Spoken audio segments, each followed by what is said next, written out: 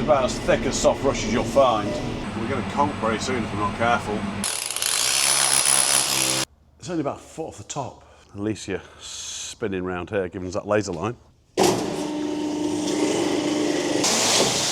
No excuses now, everything's going to be super clean.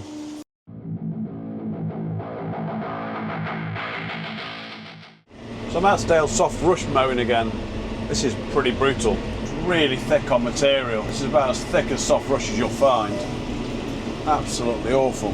So you'll notice I've got the front flail mower on and also rear flail. On really heavy soft rush like this, which is really brutal to top, I find it better to have one on the front, one on the back. I've got the front one set relatively high off the ground. It's taking about half of the material. And by having that going ahead of the one on the rear, which is running probably about 3 inches off the ground, makes it much more effective to get it flattened right down and really chopped up. We find if you try and run one of the flails with all the material in one go, it just clogs up. We'll start heading into some of this thicker rush here. I'll just wind the speed down slightly, or just slows you down so much you just can't get on at all. I was watching Find a Fix It Farming a couple of weeks ago, and he got a particularly bad field of soft rush. I think he'd gone over it with a flail mower and then raked it up and baled it, and then had to go over it again, where there's a lot of bounce back. I can't remember if he was on a rear flail mower. I think he might have been on a rear flail mower. We find that if you're not cutting some of the stuff before you go through it, the tractor tyre's flattening the material. The rear mower's just got no chance of picking it all back up again when it's such a heavy amount of material. But it's doing a lovely job. Just a lot of it to do. I think we've got, I don't know, 30 or 40 hectares on this site to mow, so we're going to be here for a few days. Yeah, but don't worry, I'm not going to bore you with 4 days of flail mowing. It's boring enough for me, let alone you guys having to watch that. So you see I've got the front flail taking about half the material, where it's really lodged facing towards the flail. It sucks in, slows the flail down. It's got to take it really slowly.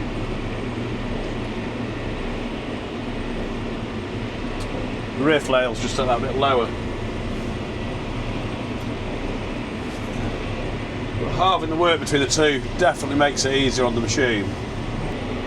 The only way that we're ever going to really get on top of this situation here,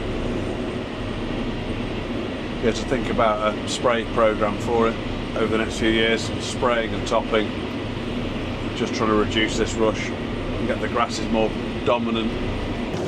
Well, it's definitely time to stretch my legs. I'll be sat on that tractor a long time today. So just show you what we're using quickly. So we've got the two flails. You've seen these on other jobs before. Got one with front mount. That's a Kuhn BPR 280. See the amount of rush and seed. When we're doing a job like this, you've got to make sure you get back, power wash it all off, and make sure that all this doesn't go to the next field, the next site you're working on. Got our other Kuhn flail mower, which is BPR 280 Pro. That's got the heavier gearbox on it. This can run front or back. So the main season, when we're doing a lot of flail mowing, we can have two tractors out, both front mounted. One of the things that I do like on the Kuhn flail mowers, this little side knife here, as the roller spins, it just keeps all the material clear of the bearing. About 20 minutes from getting back to the yard and the fuel light's flashing on the tractor. Just switched on the computer here, it says time to empty, 0.0 hours. So yeah, I think we're gonna conk very soon if we're not careful. 3 greyhounds, a Lostock, cracking pub, does great food as well. And hopefully there's enough space somewhere on the back for me to be able to park up and get refueled. Don't want to clip that Ferrari with a front mower. It's a similar colour to the Kuhn.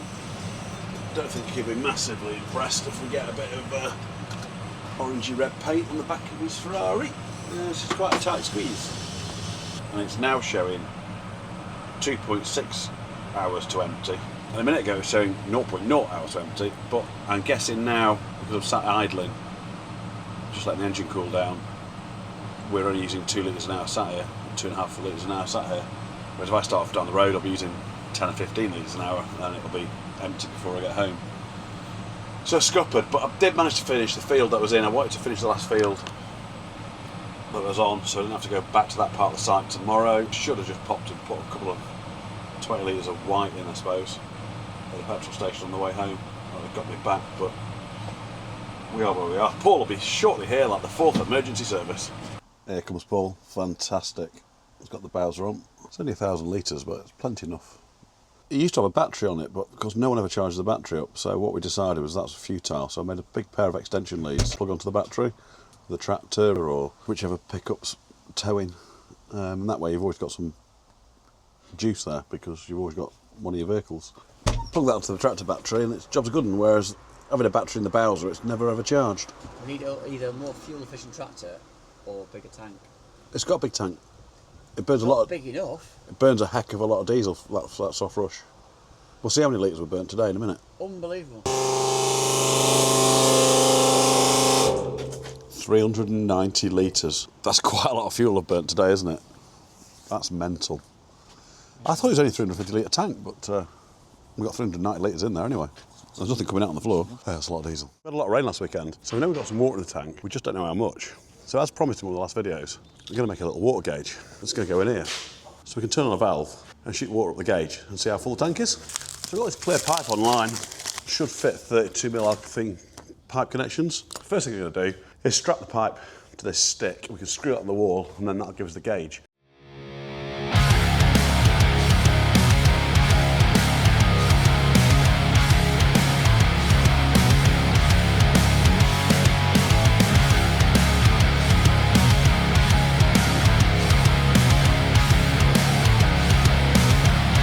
So we've got the clear pipe clipped to the piece of wood.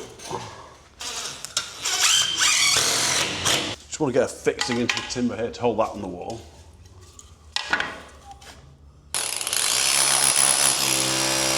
These direct to concrete fixings are brilliant, save having to mess around with raw plugs.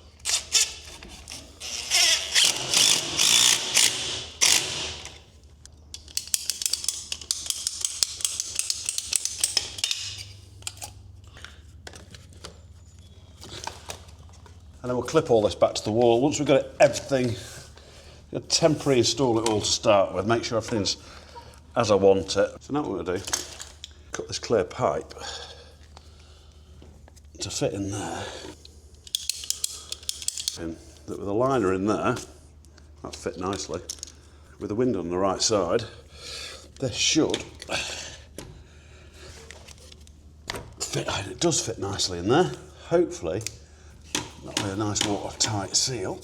Turn the tank on, turn the stop tap on, water should come up the pipe. We should have an idea of how high and how full the water in the tank is.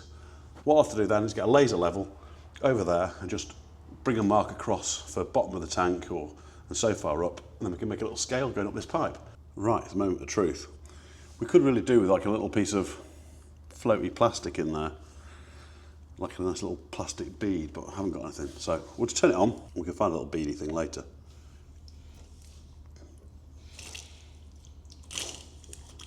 There, get the water.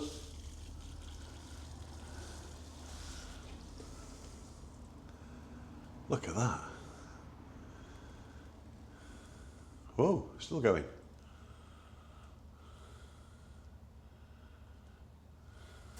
Wow. That's pretty cool, isn't it? Well chuffed with that. So that water is only about, it's only about a foot off the top, 18 inches off the top of the gauge. When I had a bit of a weighing up session earlier, I reckoned that the top of that pipe would probably be about overflow level in the tank. So it gives us a good idea where it's at. We'll get the laser level, put some marks across, and then that'll give us like a proper scale. So it smells better in here. The benefit of the water gauge being in here rather than outside on the tank is that out there it'll go green. In here it's always dark, it won't go green and nasty.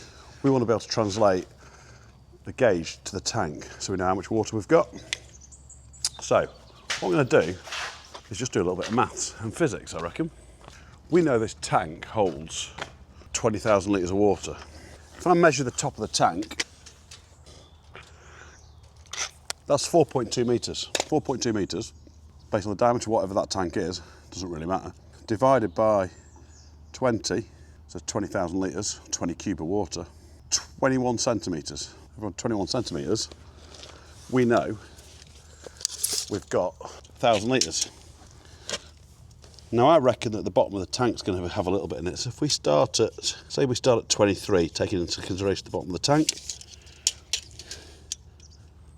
21. So at that level there, 2 cubic metres. So what we need to do now is set the level off that, off the laser I've got spinning over here. Excellent. So at that height there is 2 cubic metres of water in the tank. Leicia spinning round here, giving us that laser line. So if I go to the tube here now, we know that is 2 metres cube. So now all we've got to do is measure up the pipe. Every 21 centimetres is a cube of water, effectively, in that tank. Yeah, so you need like a little plastic bead to go in here, probably about, I don't know, 15 mil diameter. That'll float up and down. Anyone's got any ideas where we can get, let's say about 10 mil, 10, 12, 15 mil, little plastic floaty ball that we can pop in the pipe so we can see it go up and down? Please let us know in the comments. I'll have a little look online as well. Right, let's turn her on again. Here we go.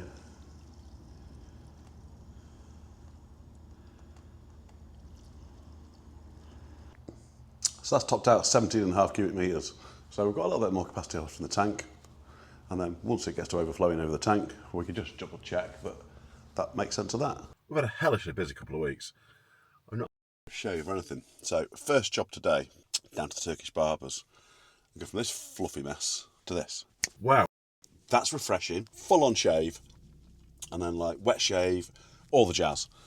Really refreshing. There we go. So looking for a sharp hairdo and you're around Goostrey, Denz's. Just been on the phone to Paul. He said that he was going for a haircut this morning as well. He's currently looking like a BG. He don't come here. He sees what they do to me and he doesn't want to have the whole skin fade thing. So. Oh, I feel better for a haircut. So next job this morning is to get a tap on here to feed the power washer. The bit of PTFE can't do any harm. So it's going to thread that way. So we want to thread the PTFE tape on the opposite way to the way it's going to thread in. I don't know, do you need PTFE tape on these fittings? Let us know in the comments if we don't. I think it's probably better to do. One more turn, I think. It's quick and easy using this plastic pipe. I do like doing stuff in copper and soldering all the joints, but I think where we might alter things in the future, doing it all in the plastic fittings, it's a bit clunky and clumsy. If we do get any frost in here, this pipe and fittings are just a bit more frost proof as well than copper exploding. Oh my word. Drill bit snapped. Would you believe it? I don't think I've ever had a masonry bit snap like that before. So we'll just have to try it with the cordless.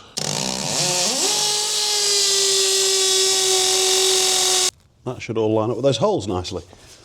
Screw wise, because these are sort of plastic back plates, I always think it's that kind of plastic that can crack. So I'm going to try using these little Tex heads, but they've got a nice little washed head on them, that little felty bit for roofing. Kind of thought they might be a bit more forgiving against the plastic. Right, a moment of truth. We've got the plumbing finished. Just put a hose pipe together with some Jubilee clips to link that to the pressure washer. We bought this machine over a year ago. It's taken nearly that long. Our very first video you'll have seen when we were concreting the wash bay area, we've had to build this shed. It's all insulated to protect all this gear, put the rainwater harvesting tanks in, a load of stuff to get us to this point. I'm going to switch it on for the first time. We're plugged in up there. We've had a new supply put in, 16 amp supply for the pressure washer. Oh, and if you're wondering why we went for this unit, so this is a cold 3-phase unit. My thoughts are you don't need to do a load of hot work over the machines all the time, jiggling the paint work. So we're going to get a second unit, which is going to be a hot water unit that will feed this cold water unit so that we can either have just run cold or we can put hot through it. So we do two machines in the same system. That way if we get a problem with a heater element, that box can go away, get fixed, and we've still got the cold one going on, as opposed to like a combination machine where the heater elements all goes wrong and you're left without a power washer while that's getting repaired. So I thought this would be a better system. I might be wrong, I don't know. Let's see if it works.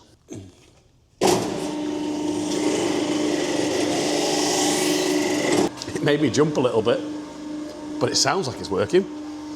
Wasn't sure whether one of the phases was going to get turned round. Very first go, we'll try the Land Rover. Hey, how good is that? This is proper exciting. It's taken us so long to get to this point. I can't tell you how happy this makes me.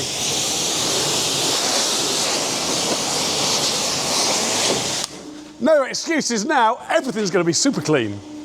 Brilliant. That's so exciting. Yeah, it's proper good.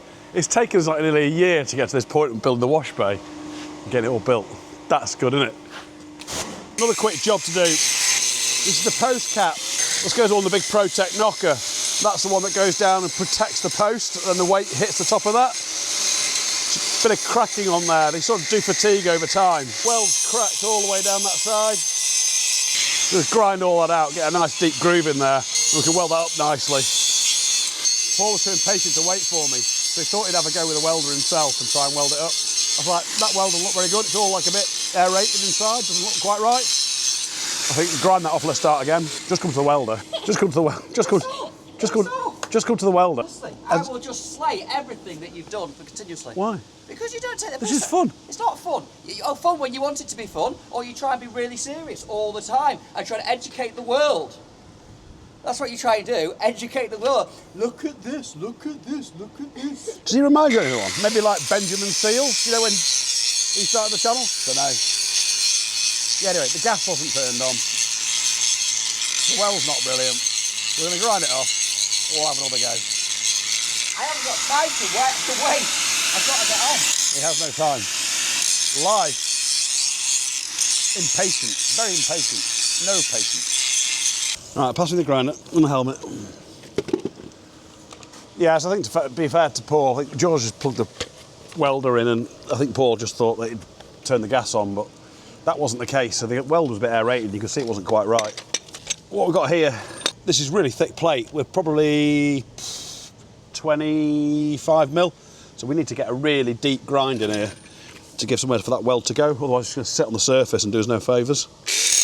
So you see here now, I've gouged that right out really quite deep. It's giving quite a lot of pain on the angle grinder. I'm using a DeWalt one. We've had some cheaper versions of grinders over the years because they don't last forever. But notice it's giving that a fair bit of death on that grinder. And it's important to have a decent one, otherwise you just burn them out too quick. You see now I've got all this grinding material in here. We're just going to give that a squirt out, want all that out of the way. I've gone really quite deep with this gouging. One thing I learnt when Cal and Baz were up from Welder Faber, you know, they're not shy when they're doing that boom repair of really moving some material out of the way to give some space for your weld to go into. I think one of the biggest mistakes I made when I was learning to weld was just not gouging out enough and giving that space for the weld to get into. Just get rid of all that now. Cleaned all the area up around it as well, so that all that old paint and stuff's not going to start contaminating me welding. And a nice clean bit for the earth.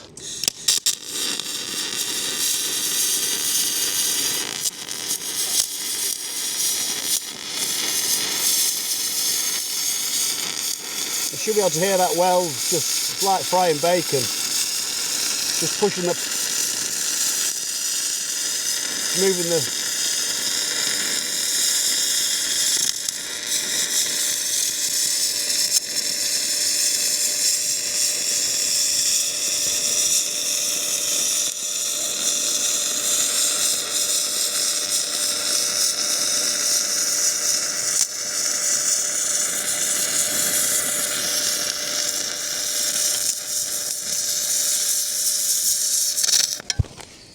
You see there now, it's quite a hot weld. We've got plenty of material coming into it. We'll turn it over and flick up that end there. Probably just increase my wire speed slightly now looking at that weld.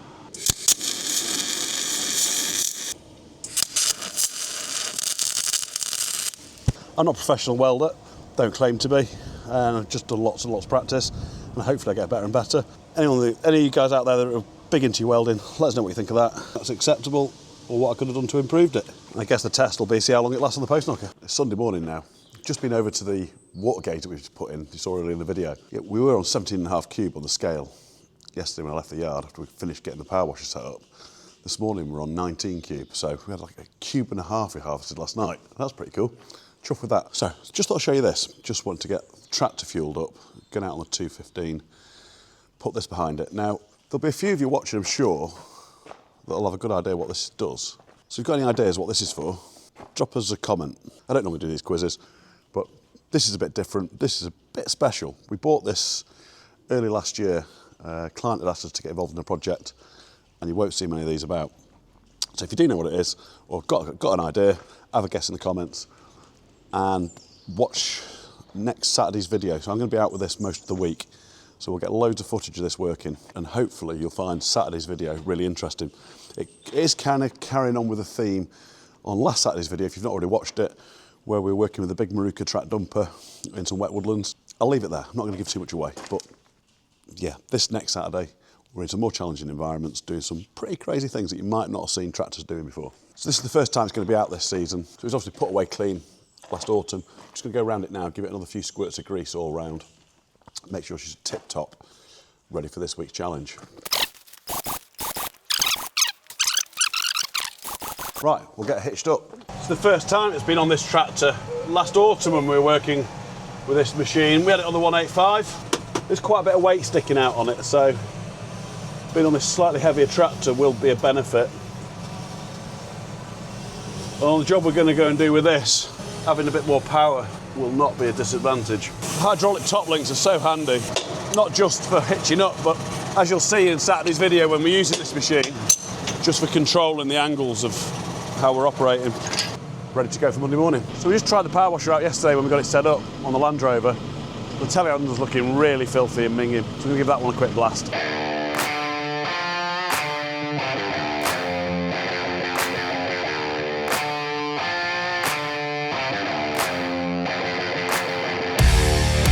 I need a sponge on it to make a proper job. But she certainly looks better, doesn't she, for a wash? Washing kit's going to get addictive, isn't it?